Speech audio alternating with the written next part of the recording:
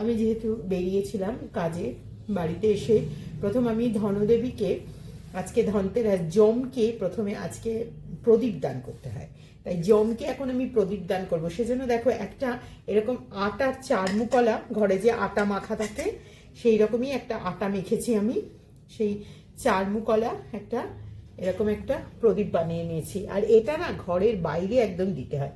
এখন আমার শহরাঞ্চলে বাড়ি, ঘরের বাইরে দেওয়ার কিছু রীতি রেওয়াজ আছে, হঠাৎ করে বাড়ির বাইরে তো এরকম দেওয়া যাবে না, বিভিন্ন অবজেকশন আসতে পারে, সেজন্য আমি বারান্দাতে দেবো, যেটা বাইরের বারান্দা।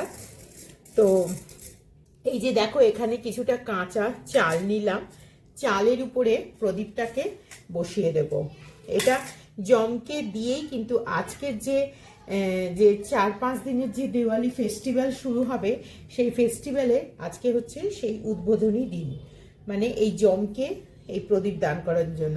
এরকম দুটো আমি এরকম সলতে নিয়ে এসেছি, সেই সলতে দুটো আমি এই দেখো একবারে আড়াআড়ি করে দিয়ে দিচ্ছি। জমকে কিন্তু খুব হকচ্ছেদা করে দিতে হয়, জমকে একেবারেই ভালোবেসে সুন্দর করে সাজিয়ে কিন্তু দেয়া যাবে না, কারণ জম যে সে, এবং সে অনেক কিছু খারাপ করে, জম সে, সেই কারণে তাই জমকে আমি এইভাবে দিচ্ছি। এই দেখো এই যে দিলাম, আর এর মধ্যে আমি দিয়ে দেবো একটু সর্ষের তেল। এই সর্ষের তেল দিয়ে এটাকে আমি জ্বালাবো, একটু ভিজে ভিজে গেলে একটু জ্বালাবো, এবং এটা বাইরে যতক্ষণ জ্বলবে ততক্ষণই এটাই হলো আজকের ধনতেরাসে দেওয়া। এবং আমি এই পোলতেগুলোকে একটু ভিজিয়ে ভিজিয়ে নিচ্ছি, নিয়ে আর আমি এটাকে দিয়ে দিয়ে দেবো, ব্যাস। এই দেখো এই যে এইভাবে আমি দিয়ে দিয়ে দেবো, দেখো এরকম একটা হয়ে গেল।